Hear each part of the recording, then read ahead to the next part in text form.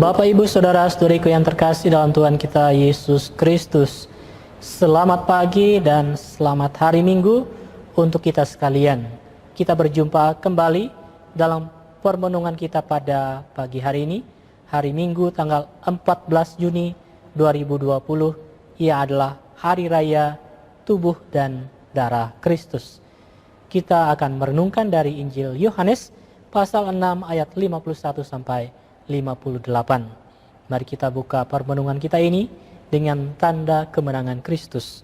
Dalam nama Bapa dan Putra dan Roh Kudus. Amin.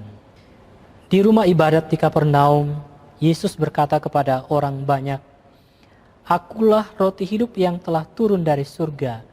Jikalau seorang makan dari roti ini, ia akan hidup selama-lamanya. Dan roti yang kuberikan ialah dagingku, yang akan kuberikan untuk hidup dunia." Orang-orang Yahudi bertengkar antar mereka sendiri dan berkata, "Bagaimana Yesus ini dapat memberikan dagingnya kepada kita untuk dimakan?" Maka kata Yesus kepada mereka, "Aku berkata kepadamu, sesungguhnya, jikalau kamu tidak makan daging anak manusia dan minum darahnya, kamu tidak mempunyai hidup di dalam dirimu. Barang siapa makan dagingku dan minum darahku, ia mempunyai hidup yang kekal, dan aku akan membangkitkan dia pada akhir zaman. Sebab dagingku adalah benar-benar makanan, dan darahku adalah benar-benar minuman. Barang siapa makan dagingku dan minum darahku, ia tinggal di dalam aku, dan aku di dalam dia. Sama seperti Bapa yang hidup mengutus aku, dan aku hidup oleh Bapa, demikian juga barang siapa memakan aku, ia akan hidup oleh aku. Akulah roti yang telah turun dari surga, bukan roti seperti yang dimakan nenek moyangmu, dan mereka telah mati. Barang siapa makan roti ini, ia akan hidup selama-lamanya." Demikianlah Injil Tuhan. Terpujilah Kristus. Bapak, Ibu, Saudara-saudariku yang terkasih dalam Tuhan kita Yesus Kristus, pada hari raya tubuh dan darah Kristus ini, kita merenungkan tentang Yesus yang menyatakan dirinya sebagai roti hidup yang turun dari surga. Yesus memberikan dirinya sebagai santapan rohani kita yang memberi kesegaran dan kehidupan untuk jiwa kita. Setiap orang yang menerima tubuh dan darah Kristus itu akan hidup selama-lamanya.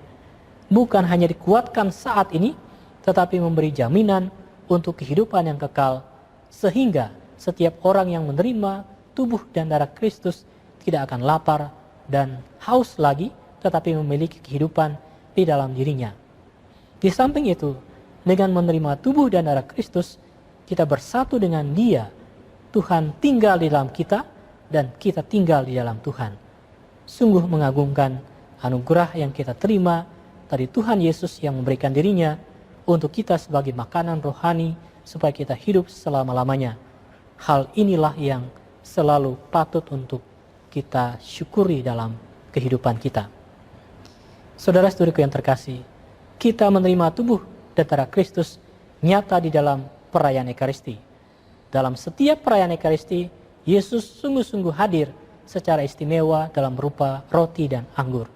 Sebab saat imam yang bertindak secara in persona Christi atau dalam pribadi Kristus mengucapkan doa syukur agung, roti dan anggur berubah menjadi tubuh dan darah Kristus berkat kuasa Allah dan daya Roh Kudus.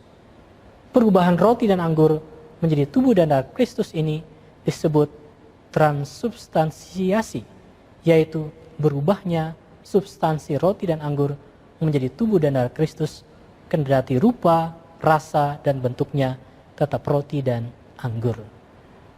Bapak, Ibu, Saudara-saudariku yang terkasih, karena Yesus sungguh-sungguh hadir dalam Ekaristi, maka kita harus menghormati sakramen Maha Kudus, entah yang akan kita terima saat komuni, yang disimpan di tabernakel, yang diarak dalam prosesi, atau yang ditatakan untuk adorasi. Pada waktu hendak menyambut komuni, kita harus mempersiapkan diri dengan berdoa di dalam hati. Bila dirasa perlu, sangat dianjurkan untuk menerima sakramen tobat terlebih dahulu sebelum merayakan Ekaristi. Tubuh Kristus adalah makanan bagi jiwa kita yang hendaknya kita terima dengan hati dan jiwa yang sudah dibersihkan. Dengan merayakan Ekaristi, kita juga terutus untuk menjadi semakin ekaristis, yaitu rela untuk dibagi-bagi untuk kebahagiaan hidup bersama. Semoga kita rindu selalu akan Ekaristi karena bersatu dengan Tuhan dan menjadi semakin ekaristis di dalam kehidupan kita sehari-hari. Tuhan memberkati kita sekalian. Amin. Dalam nama Bapa dan Putra dan Roh Kudus. Amin.